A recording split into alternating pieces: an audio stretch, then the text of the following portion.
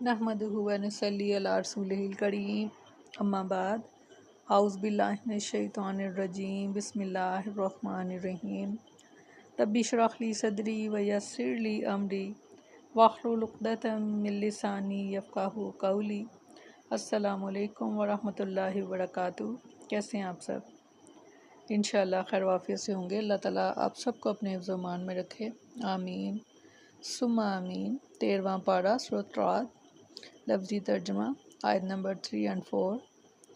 वहुवल्लाज़ी, वही है जिसने मद्दा फैलाया अल अर्ज़ा ज़मीन को, वजाला और बनाए फ़ीहा इसमें रवासी या पहाड़, व नहार और नहरें, व मिन कुल्लि समरात और हर तरह के फल, जाला और बनाए फ़ीहा इसमें ज़ौजैनी जोड़े, इस्नैनी दो, युग़शिल लैला वो ढांपता है रात को, अन्नहारा दिन पर, इन्ना बेशक फ़ी ज़ालिका इसमें लआयतिन निशानियाँ हैं, लिकौमिन यतफ़क्करून उन लोगों के लिए जो गौर व फ़िक्र करते हैं।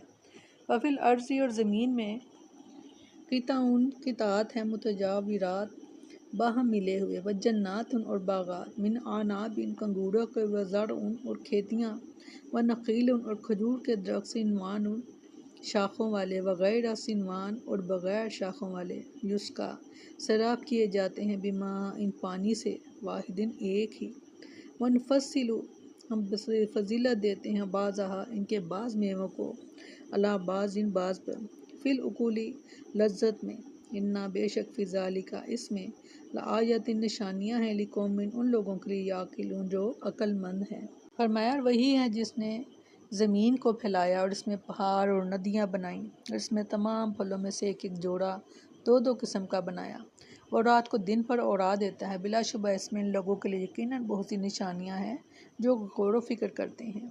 अपनी कुदरत और खालकियत और इल्म व हिकमत के आसमानी दलाइल बयान करने के बाद अल्लाह ताला ने आयत करीमा में इन्हीं हक़ाइक़ पर ज़मीन और इस पर पाई जाने वाली अशिया के ज़रिए इस्तदलाल किया है। अल्लाह ताला ने ज़मीन को तूल और अर्ज़ में इतना फैला दिया कि आदमी की निगाह इसकी इंतहा को नहीं पा सकती, ताकि इंसानों के कदम इस पर ठहर सकें और हैवानात इस पर आसानी चल फिर सकें। ज़मीन पर बड़े बड़े पहाड़ कायम कर दिए ताकि ज़मीन अपनी जगह साबित रहे, और इस पर नहरें जारी कर दी जिनमें मखलूक़ात के लिए गूनागूं फ़ायदे हैं। जितने फल ज़मीन पर पाए जाते हैं, अल्लाह ताला ने इन सब की दो दो किस्में बनाई हैं, रंगों या जायके के एतबार से, हुजम और कैफियत के एतबार से, और हर किस्म में अलग अलग फ़ायदे होते हैं। इसी तरह हर किस्म में एक मुस्तकिल नेमत होती है। आगे फरमाया कि अल्लाह ताला दिन के बाद रात लाता है, और दिन की रोशनी और सफ़ेदी के बाद रात की घटा टोप अंधेरी छा जाती है, और जब रात लंबी हो जाती है तो सर्दी का ज़माना आ जाता है, और जब दिन लंबा होता है तो गर्मी का ज़माना आ जाता है, और दिन और रात दोनों में से एक के मुतदिल होने से मौसम ख़ज़ा आ जाता है, दूसरे के मुतदिल होने से मौसम बहार की आमद होने लगती है। बेशक ज़मीन की कुशाद गिर्द पर पाई जाने वाली मज़कूरा बाला अशिया में गौर व फ़िक्र करने वालों के लिए खुली निशानियाँ हैं। यकीनन इन्हें पैदा करने वाली कोई ज़ात है जो साहिब कुदरत और साहिब हिकमत है, और वो अल्लाह ताला की ज़ात है, और वह अपने बंदों की जानिब से मोहब्बत और बंदगी का मुस्तहिक है। फरमाया ज़मीन में एक दूसरे से मिले हुए मुख्तलिफ टुकड़े हैं, अंगूरों के बाग और खेती और खजूर के दरख्त, कई तनों वाले, एक तने वाले, जिन्हें एक ही पानी से राब किया जाता है, और हम इनमें से बाज़ को फल में बाज़ पर फोकियत देते हैं। बिलाशुबा इसमें इन लोगों के लिए यकीनन बहुत सी निशानियां हैं जो समझते हैं। इस आयत में ज़मीन पर पाई जाने वाली मज़ीद निशानियों का जिक्र है जो अल्लाह ताला की कुदरत और हिकमत पर दलालत करती हैं।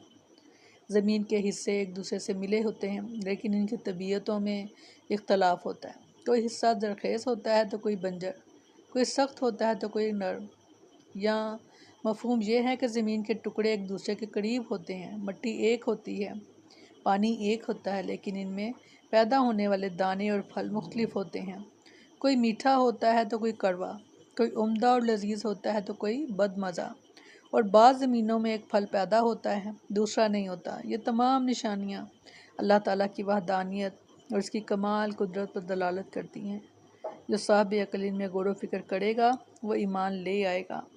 जो ज़ाते वाहिद पर सब पर कादिर है, वो यकीनन बुनिनो इंसान को दोबारा ज़िंदा करने पर कादिर है, बल्कि दोबारा ज़िंदा करना इसके लिए ज़्यादा आसान है। سورۃ نمل نے فرمایا، کیا وہ شریک بہتر ہیں یا وہ جس نے آسمان اور زمین کو پیدا کیا اور تمہارے لیے آسمان سے پانی اتارا، پھر ہم نے اس کے ساتھ رونق والے باغات اگائے، تمہارے بس میں نہ تھا کہ ان کے درخت اگاتے۔ کیا اللہ کے ساتھ کوئی اور معبود ہے؟